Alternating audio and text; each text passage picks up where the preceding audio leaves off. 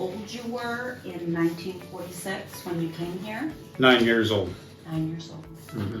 Well, my mother died in July of 1945. So some of your earliest memories. At that time, we camped at coal cabins down along the Susquehanna, and I think what was Muddy Creek was within walking distance where we were, so to give you an idea. And Mr. Cooper was very much instrumental there at that time. And of course, Gene Nelson came out too.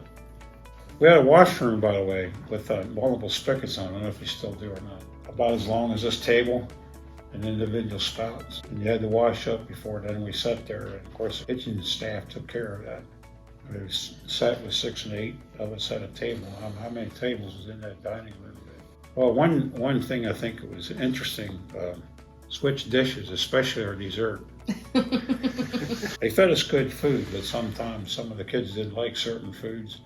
If you got caught, they made you eat it anyway. They would have different meals or different desserts? Yeah, they would. Okay. Of course, the chocolate pudding and a vanilla pudding. And what's the other one I'm thinking of? Butterscotch. Butterscotch. I didn't really care for that. I'd switched mine already. There's something else I remember about Mrs. Cooper. Now, in the morning, oatmeal. Oh, that's great. We still eat oatmeal. We enjoy that. It's good for you. She never allowed anybody to use white confectionery or sugar, whatever. The brown sugar is a confection. But she said that's healthier, and she was more right than she was wrong. When I worked for the country club, presentation accounts for some. It might taste good, but doesn't always look good. And of course, when you put brown sugar on hot oatmeal, Yeah.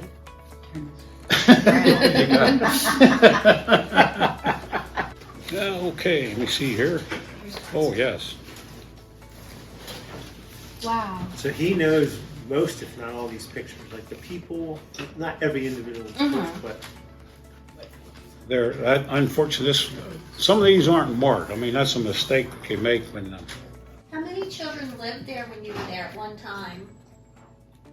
I think 88. I could be wrong. The boys' dormitory, the girls' dormitory, and of course we had the girls' room, the boys' room. It's not that we couldn't associate with it, or we did. January. that was the name of that one, was January. Oh. Yep, January. Name was January? He was Right. born in January, and May was the female. January and May. And then he had two small burrows, Joe and Stupid. But I want to tell you something. Stupid wasn't stupid. I rode him at that time. You know where it's at Alexander Good School? Yeah. That at one time we used to empty our stables out there, and the city used the manure, for lack of a better term, or the city, like Penn Park, Okay. flower gardens and all that stuff. Oh. And anyhow, it was one rainy day, I used to ride him out there. We had what we called the racing saddles because they were lighter.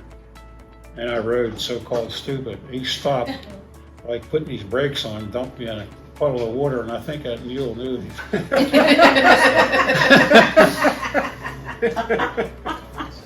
And we had this, Bambi was his name, Aww. the reindeer. The Christmas tree, we never lit the candles because of the danger of fire. Mm-hmm. But they did that the way they did in those times. Let's say Abe Lincoln's time. And Mrs. Cooper loved that. Oh, here's Mrs. Cooper and Santa Claus and the You're things in on the that one, back aren't there. you? Oh, that is you with Santa. Yeah. I give credit though, at that time around the holidays, the Veterans Legion, which I'm a member of Legion myself, and VFW come around in Santa Claus suits and stuff and gifted us and paid. I think I have some picture of We that here. have, I could not tell you the year. It's not marked. We have this big one. Oh yeah. Well, we did quite well around the holidays. I can't get into that. This Well, one, good. this one all impressed you. Elsie Boomball, she used to come to our reunions, and she was sometimes a boy, but she tended to girls. What was cute with her, she had a very beautiful soprano voice, and she played piano. And she came through our dormitory at night when the guys were carrying on or something. It's the same old shillelagh my father brought from Ireland because her background was her. Oh my gosh. Believe it or not, this is me. Which one? This. young lad? Yeah, that's me there, yeah. All of you were very well dressed. Right, I thought so too, when I saw I some mean, of you the all have pictures. suits on and very crisp and clean. Yeah. Oh, yeah. Oh, while I'm thinking of it, he was the head of the stable boys. Herbert Eaton was his name. But Herbert Eaton, I guess because of his family background before he came into Children's Home, we always had a fellow that was head of it, and then we always helped him on the weekends. Oh, okay. And of course, January always hauled the wagon, and we took it down the alleyway to Broad Street out to where the school is. Good, now. Alexander Goodwood. Alexander Goodstone.